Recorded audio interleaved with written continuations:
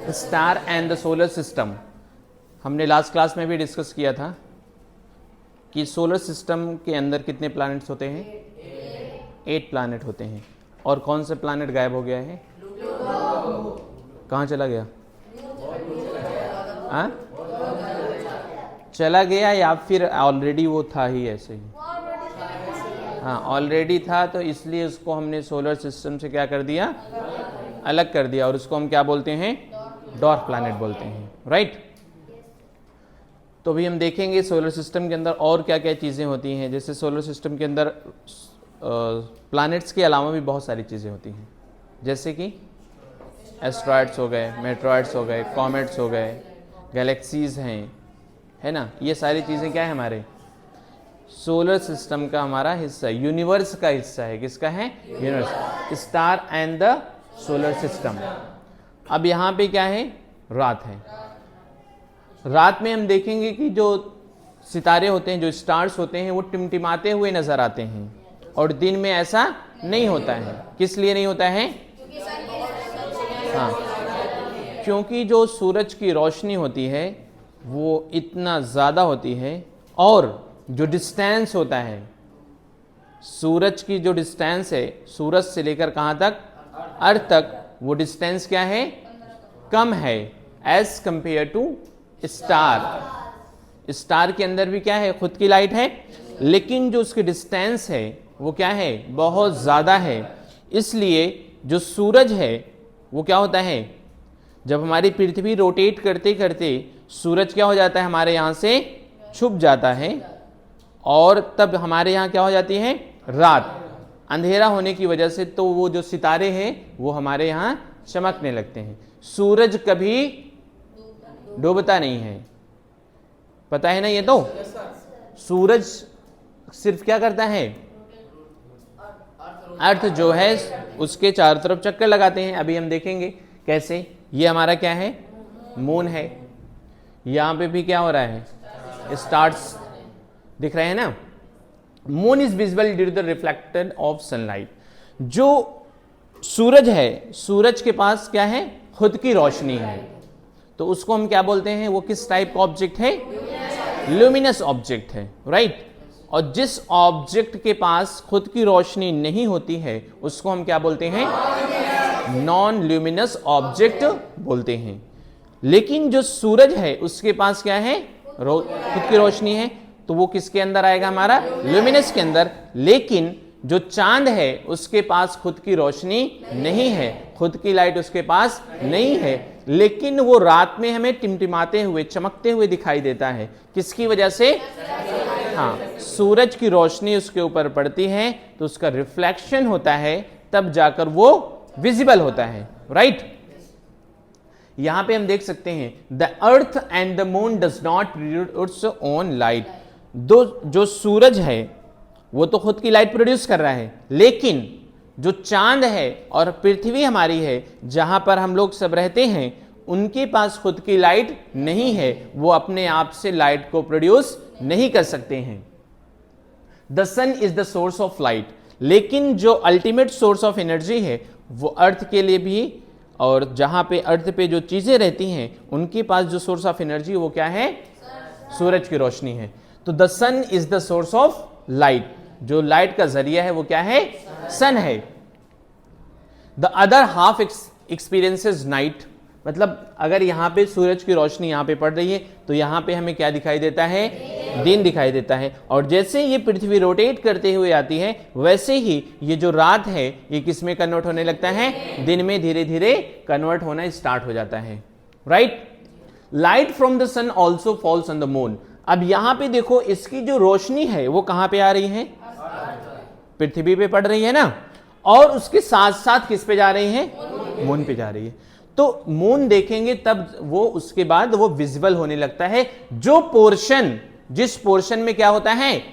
Light पड़ती है, जो रोशनी पड़ती है, उतने ही पोर्शन में देखो, जैसे यहां पर पड़ रही है तो यहां पे दिन दिखाई दे रहा है, और यहां पे जब पड़ रहा है तो यहां पे भी ये चमकने लग रहा है, right. It gets reflected and reaches earth. और देखो यहां पे लाइट पड़ी, और लाइट पड़ते ही जिस हिस्से में रात है उस हिस्से में चांद क्या दिखाई देने लगता है? Only part of the moon is visible, और वही हिस्सा क्या होता है, दिखाई देता है। नेक्स्ट है why does the moon sometimes appears full. अब हम ये देखेंगे कि जो चांद है कभी कभी तो हमें बिल्कुल भी नहीं दिखाई देता है, होता है ना, लेकिन कुछ समय ऐसे होता है कि वो पूरे तरीके से दिखाई देने लगता है, फुल मून जिसको हम बोलते हैं।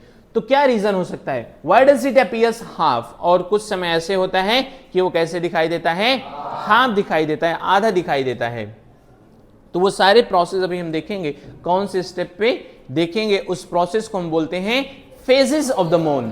क्या होता है, फेजेस बोलते हैं। अलग अलग स्टेज पर देखेंगे हम कि जो चांद है वो अलग अलग दिन किस तरीके से दिखाई देता है।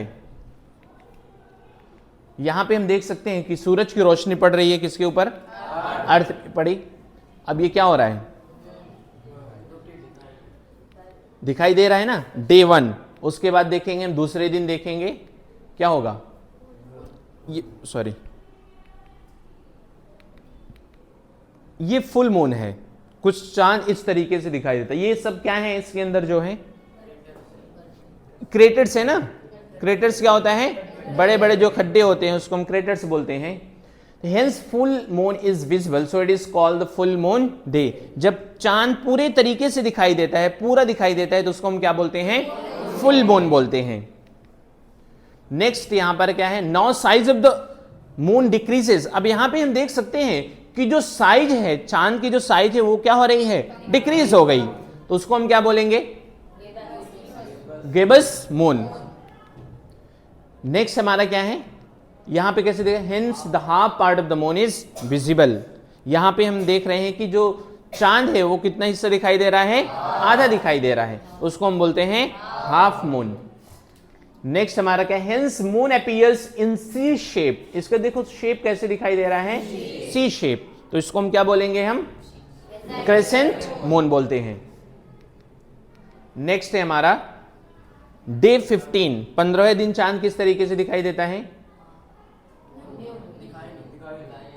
Hence we can not see the moon so it is called new moon. जब हमें चांद बिल्कुल भी नहीं दिखाई देता है, वो कहां चला जाता है,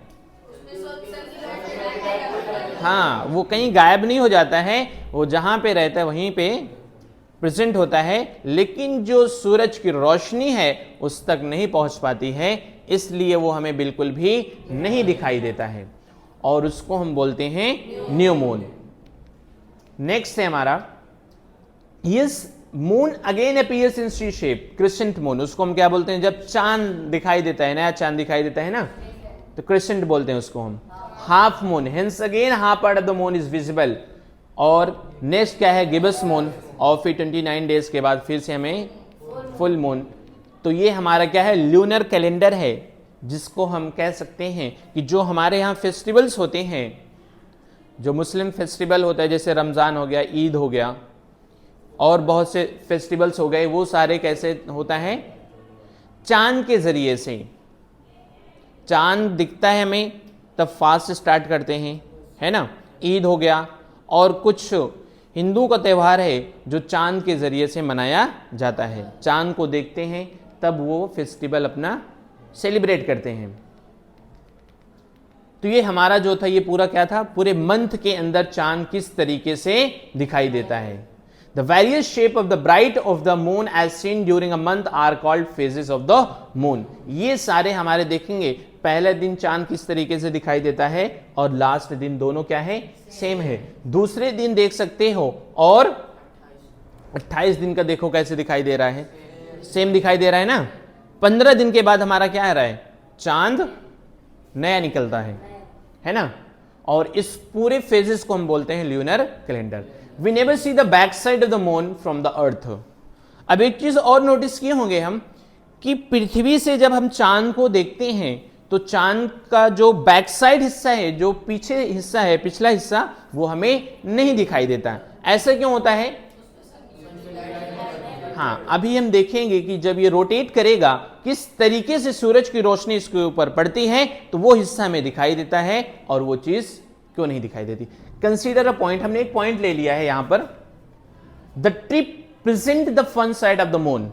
हमने इसको किस साइड कर दिया है, अब देख सकते हैं यहाँ पे कि ये रोटेट कर रहा है ना, यहां पे भी देख सकते हैं और यहां पर भी हम देख सकते हैं कि जो चांद है वो क्या कर रहा है, रोटेट कर रहा है, और उसका बैक साइड जो हिस्सा है, what do you observe as the moon revolve around the earth. जब ये जो चांद है पृथ्वी के चारों तरफ चक्कर लगा रहा था, तो यहां से क्या हमें समझ में आता है, as it completes the one revolution around the earth. क्या समझ में आया? हाँ, और ये भी हम सबको पता है कि जो भी सोलर सिस्टम के अंदर जो भी प्लैनेट्स होते हैं वो क्या करते हैं, सूरज के चारों तरफ चक्कर लगाते हैं और खुद के एक्सिस पर भी क्या करते हैं, रोटेट करते हैं। ये कुरान के अंदर भी मेंशन है कि जितने भी सितारे हैं, जो सोलर सिस्टम के अंदर जो प्लैनेट्स हैं, वो सब क्या करते हैं, सूरज के चारों तरफ चक्कर लगाते हैं और अपने एक्सिस पर भी रोटेट करते हैं। यहां पे हम देख सकते हैं कि ये जो चांद दिखाई दे रहा है वो रोटेट कर रहा है, और the moon complete one rotation on its own axis, और वो खुद के एक्सिस पर भी अपना एक रोटेशन जो है कंप्लीट करता है। ठीक, यहां पे दो वर्ड है, एक रेवोल्यूशन एक रोटेशन है, दोनों में डिफरेंस है ना। तो जो रेवोल्यूशन हो रहा है वो दूसरे के चारों तरफ चक्कर लगा रहा है, लेकिन जो रोटेशन हो रहा है वो खुद के एक्सिस पर कर रहा है। Hence we only see the front side of the moon। ये हमारे क्या है,